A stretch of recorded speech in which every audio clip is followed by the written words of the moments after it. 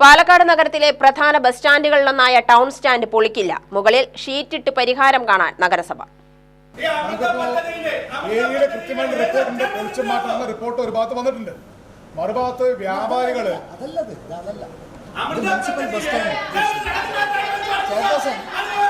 ഇത് നമ്മുടെ ബസ് സ്റ്റാൻഡിന്റെ മുൻവശത്തുള്ള സ്ഥലത്തെ സംബന്ധിച്ചുള്ളതാണ്. നമ്മുടെ സാമ്പത്തിക സ്ഥിതി വെച്ചിട്ട് ഇപ്പോ നമുക്ക് അവിടെ ബിൽഡിംഗ് കെട്ടാനുള്ളത് പ്രായോഗികമായ ഒരു സംഗതിയല്ല. അതുകൊണ്ട്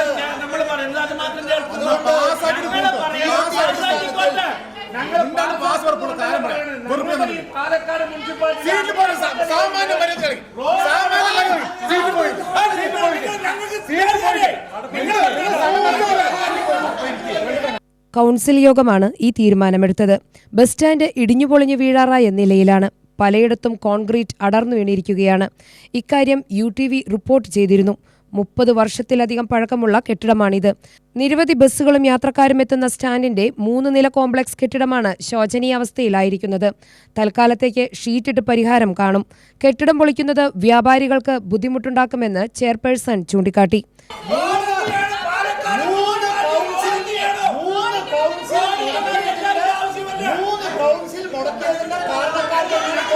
സംസാരിക്കാനുള്ള അവകാശമാണെന്ന് പറയുന്നത്.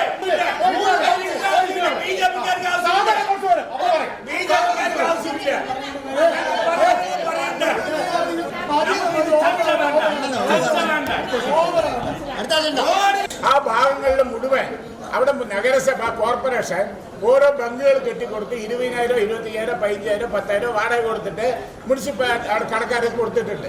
തന്നിമിത്തം അവിടെ മുഴുവൻ ഇതിനേക്കാളും മോശമായിരുന്നു അവിടെ സ്ഥലം.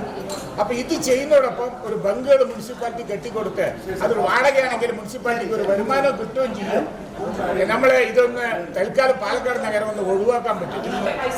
റിപ്പോർട്ട് വാങ്ങുക, എന്നിട്ട് നമ്മളെല്ലാവരും കൂടെ ഒന്ന് പരിശോധിച്ച് അത് അറ്റകുറ്റപ്പണികൾ ചെയ്ത് UTV ന്യൂസ് പാലക്കാട്.